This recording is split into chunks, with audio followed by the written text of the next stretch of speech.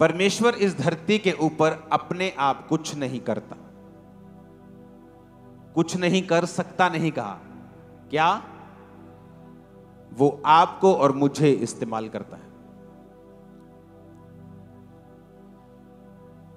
तो जब वचन मिला कि मुझसे प्रार्थना कर, मैं तेरी सुनकर तुझे बड़ी बड़ी कठिन बातें बताऊंगा जिन्हें तू अभी नहीं समझता।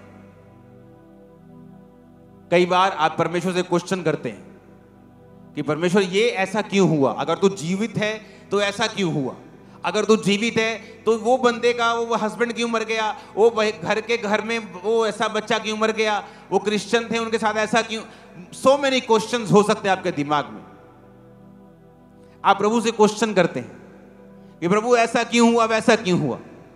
और कई बार जब वचन की नॉलेज आपको नहीं होती तो शैतान उस शक को स्टार्टिंग पॉइंट बनाकर आपको परमेश्वर से दूर लेके जाता है और आपको परमेश्वर की उपस्थिति से दूर, उसकी प्रेजेंस से आपको दूर कर देता है।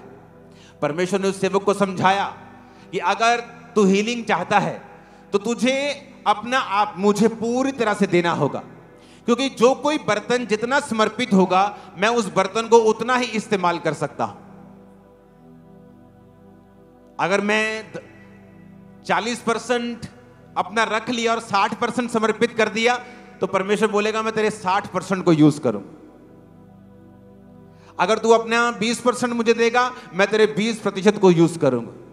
ऐसे बहुत से सेवक हैं जो फुल टाइम सेवकाई में नहीं जाते, सारा हफ्ता काम करते हैं, सिर्फ संडे प्रीच करते हैं। जितना वो परमेश्वर को देंगे परमेश्वर उतना उनको इस्तेमाल करता है। तो परमेश्वर ने कहा ये मेरा कसूर नहीं, अगर तेरी लाइफ से हीलिंग नहीं हो रही, तुझे मुझ में बढ़ना पड़ेगा और तुझे पूरी तरह से समर्पित होना पड़ेगा और तुझे उस तरह से चलना पड़ेगा जिस तरह से हीलिंग फिर होंगी उसे समझ आए।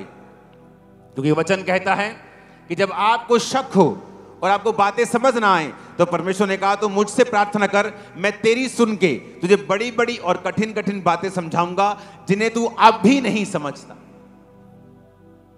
हालेलुया। इसका मतलब विश्वासी की लाइफ में ऐसा समय आएगा जब उसके मन में क्वेश्चंस होंगे जिन्हें वो समझ नहीं पाएगा, उसकी जिंदगी की गुंजलें ऐसी होंगी जिसे वो समझ नहीं पाएगा।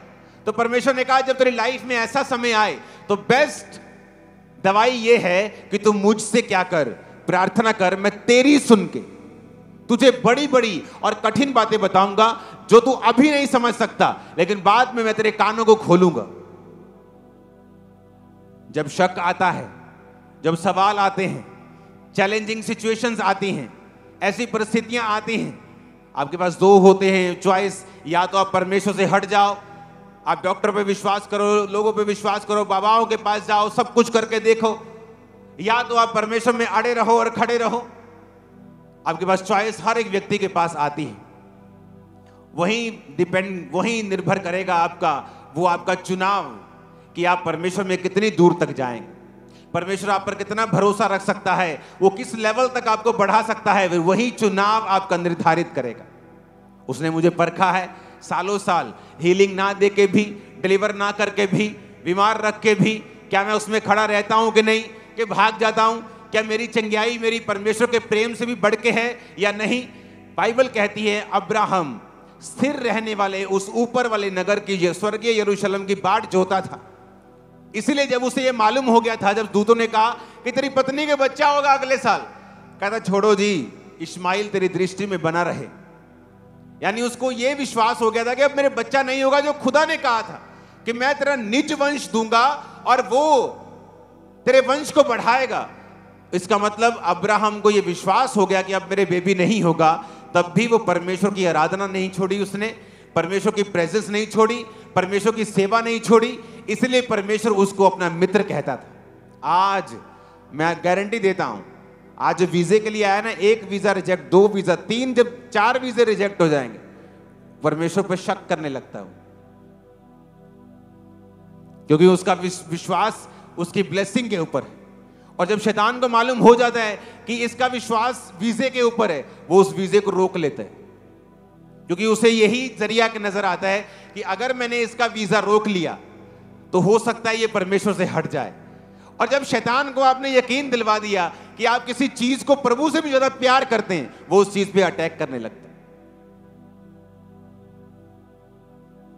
वो आपकी सेहत हो, आपका परिवार हो, वो आपका फाइनेंस हो, वो कोई भी चीज हो, जिस दिन शैतान को ये मालूम हो गया कि उस चीज से आप ज्यादा प्यार करते हैं, परमेश्वर से कम करते हैं, वो उस चीज को पकड़ लेते हैं।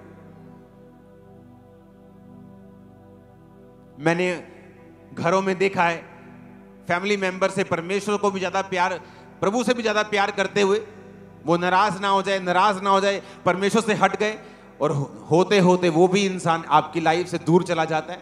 क्योंकि परमेश्वर ने कहा, जो कुछ तू मेरे लिए खोएगा मैं तुझे दूंगा, जो कुछ तू मेरे लिए पाएगा मुझे छोड़कर वो तुझसे छीन लिया जाएगा। क्या सिंपल बातें भी हमारी समझ में नहीं आती।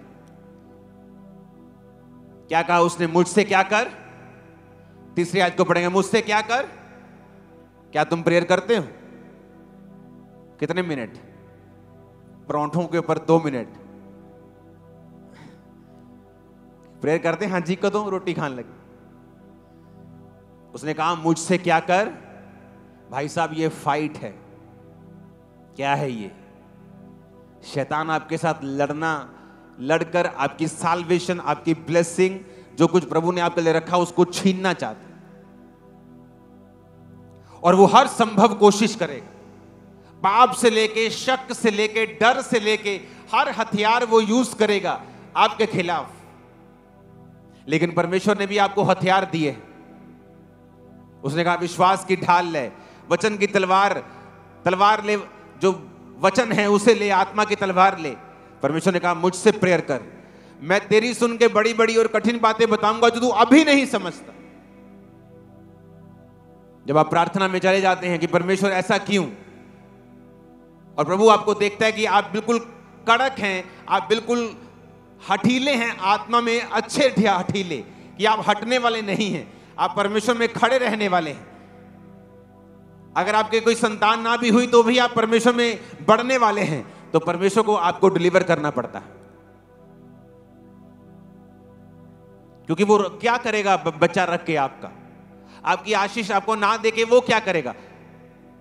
उसके पास तो खुला भंडार है। लेकिन बाइबल कहती परमेश्वर से हमें लेना नहीं आता, और परमेश्वर ने कहा मुझसे प्रार्थना कर, मैं तेरी सुन के बड़ी कठिन और बड़ी बड़ी बातें बताऊंगा जो तू अभी नहीं समझता। हालेलुया।